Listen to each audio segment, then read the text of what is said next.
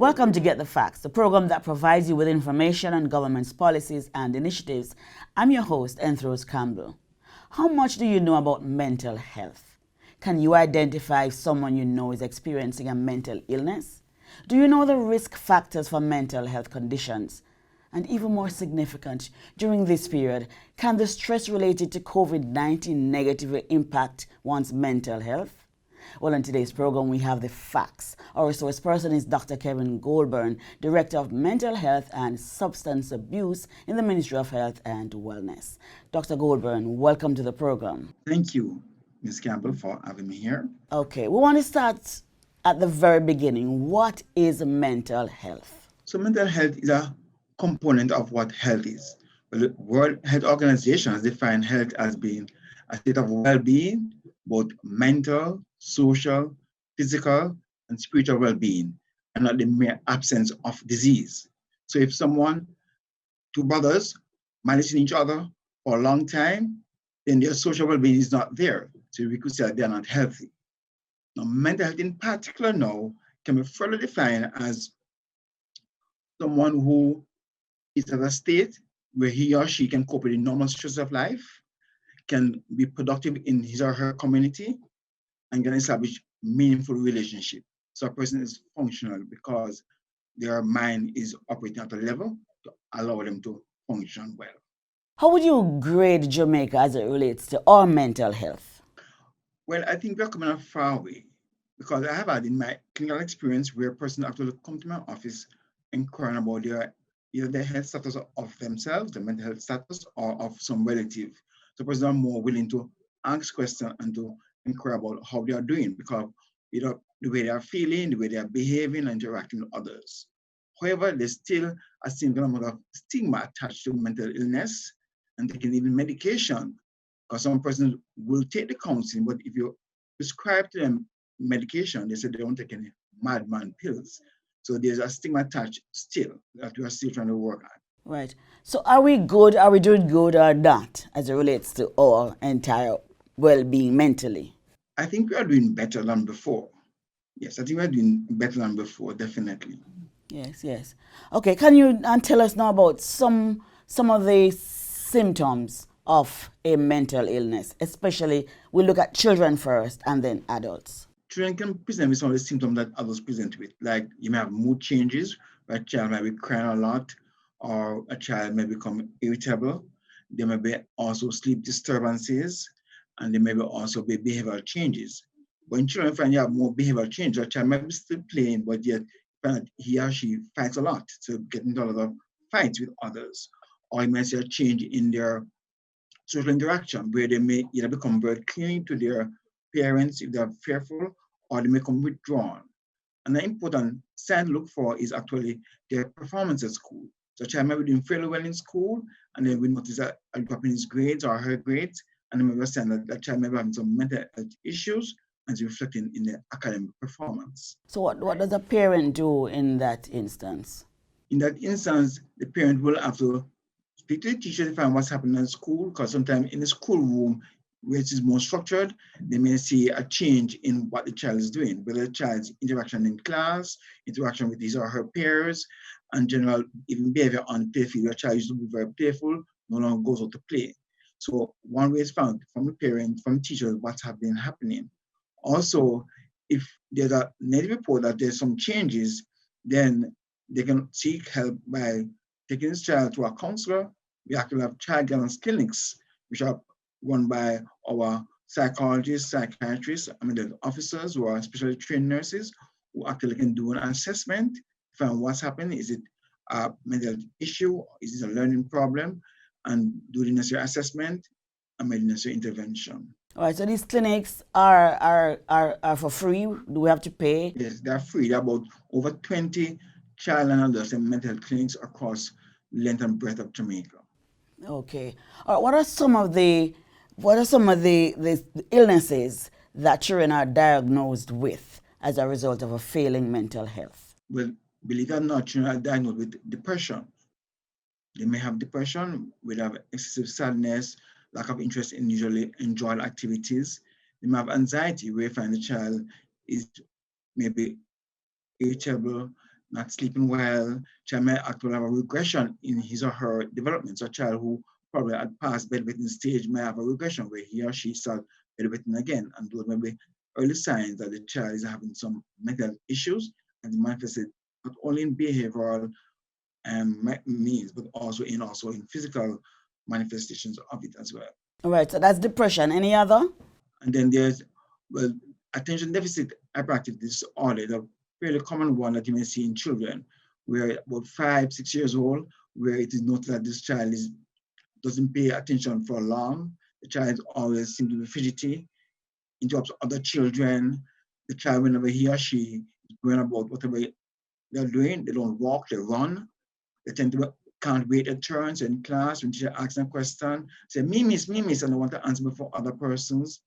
And find they don't finish tasks, whether it is chores at home or classwork, they start and they stop because they can't maintain that attention for any long period of time. Yes.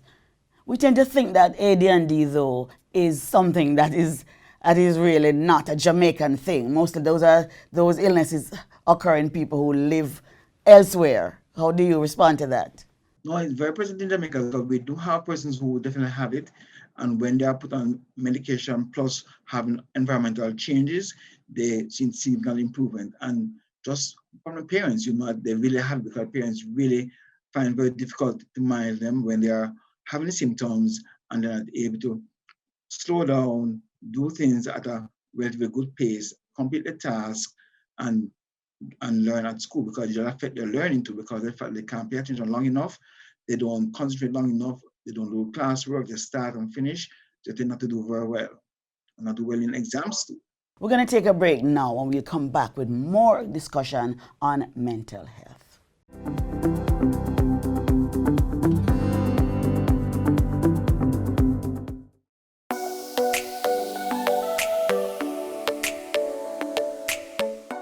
To properly carry out a hand rub, apply a palmful of the product in your cupped hand, covering all surfaces.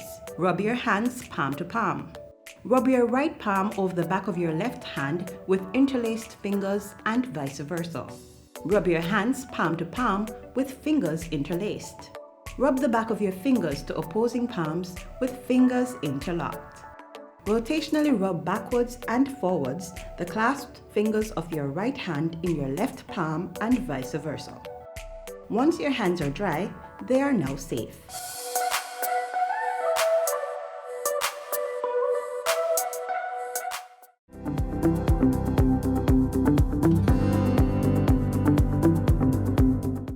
Welcome back to Get the Facts. We're talking mental health in today's program. Our guest is Dr. Kevin Goldburn, Director of Mental Health and Substance Abuse in the Ministry of Health and Wellness.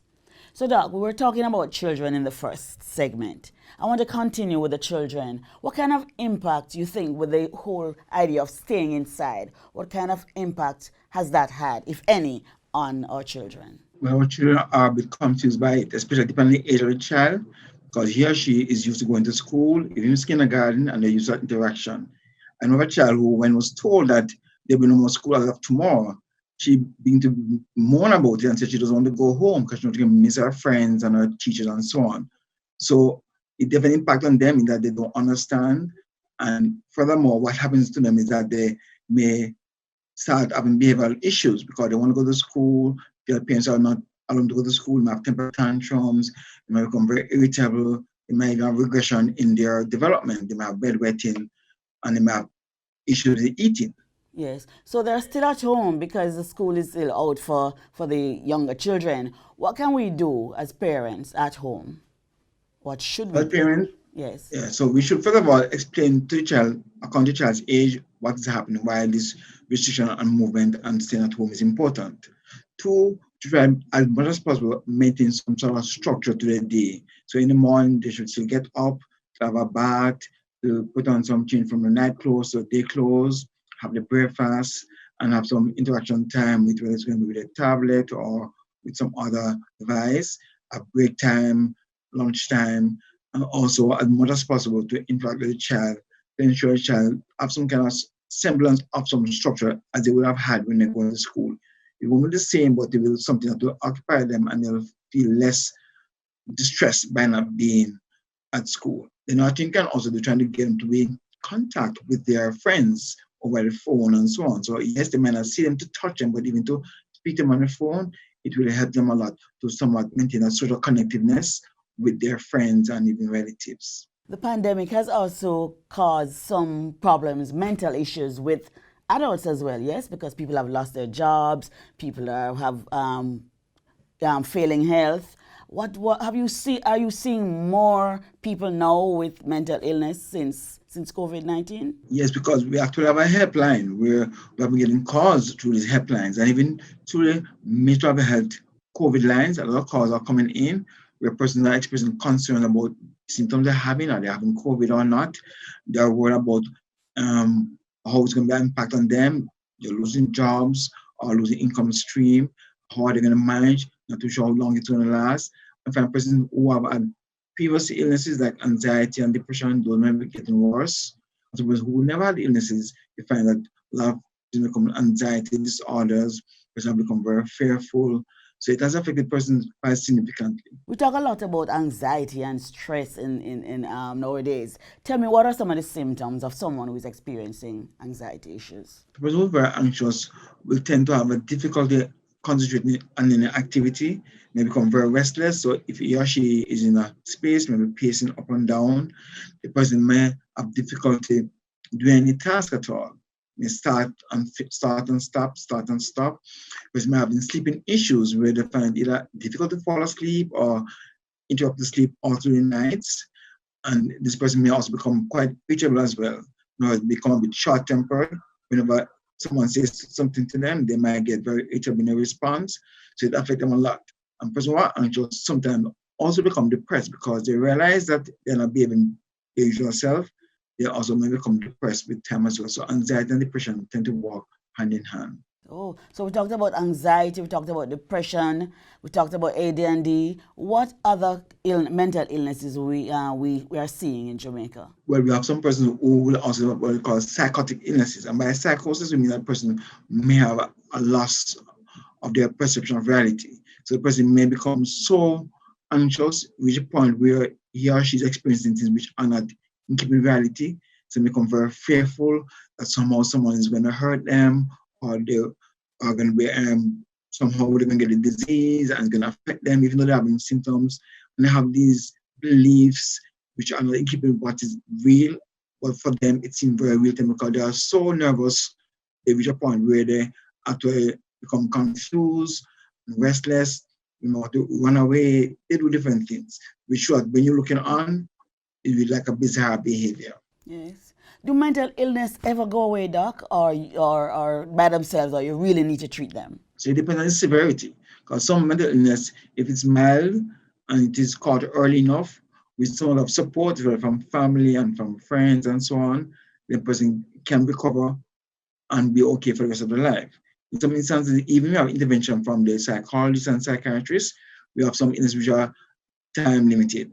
The person may have what we call nervous breakdown, where the person get a shock from a situation, traumatic situation, a financial situation which was unexpected. The person may become sick for a short while, and with treatment and counseling, a person can get better and remain better for the rest of their life. Even some cases of depression, the person may be treated adequately and the first episode of depression, and they remain okay thereafter. So it's not always a permanent condition. Are there stages of mental illnesses? Yes, so there's a mild stage, a moderate and severe stage. So in the mild stage, person may still be able to function. The person still able to go to work and still able to do some other work. But as it gets progressively worse, you see you have more presenteeism, persons at work, but not producing as much as they used to produce. When with the severe stage now, most persons will recognize that something is wrong, because themselves might realize something is wrong, but then the functions of the affect, whether it's a relationship, ability to do their own domestic chores, or their academics or work situation will be suffering as a result of the severity of the illness. How does the Ministry of Health and Wellness support people who have mental illnesses? So we support in different ways. So we have over 150 clinics across the island. We start by psychiatrists, psychologists, social worker, and mental health officers, especially trained nurses.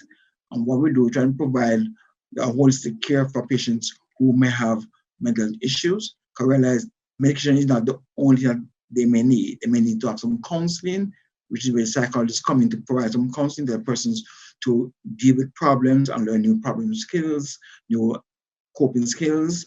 There may be some aspects of relationship at home in which the social worker can help to work out the home situation, which may be a contributing factor to the person becoming mentally ill. And we also have what we call a helpline, which I mentioned earlier, which is a very important tool because we realize that person may be suffering silently from anxiety and depression because a lot of times one can mask the symptoms of these things and they get very severe. So we have this helpline where a person can call and speak to our psychologist, and it's available 24 hours, 7 days per week, and it's free of cost. And person can call and person can get initial counseling, help them to deal with whatever concerns they have, and where necessary, they are referred for further therapy. Okay, before we go, one last question. Talk to the community about the treatment of people who are mentally ill. So the treatment of mentally ill starts with the community, because the more we are supportive persons who are mentally ill and don't stigmatize them, realize that what they're having is what anybody can have, then it makes a great difference. So being supportive in the community is very important. Person can be treated adequately and return to normal function. And that's important to remember because sometimes when person have a nervous breakdown or mental illness, a lot of times whether it's schools or workplace, they want to have them back. It's important to know a person can get better and function well like anybody else, and they should be welcome back into their workplace and their school, because by doing that, you allow them to become productive, improve their self-esteem, their quality of life, and then that way they become less of a burden to society because now they are contributing to society. So it's important for us to realize that there's no good health without good mental health. And when we support persons, it makes a great difference. So we want a supportive community who are more understanding, more willing to listen to persons, because sometimes persons' illnesses develop from early, and a person will listen to persons and provide support. It won't reach a stage where they decompensate and need to get more drastic treatment to bring them back to a sense of stability. This has been Get the Facts. Our guest was Dr. Kevin Goldburn, who is the Director of Mental Health and Substance Abuse in the Ministry of Health and Wellness. Mental illness can affect just about anyone, and its impact can vary from person to person. Unexpected factors such as COVID-19, job loss, the death of a loved one can trigger mental illnesses. So let's be more tolerant and understanding of those around us experiencing such issues.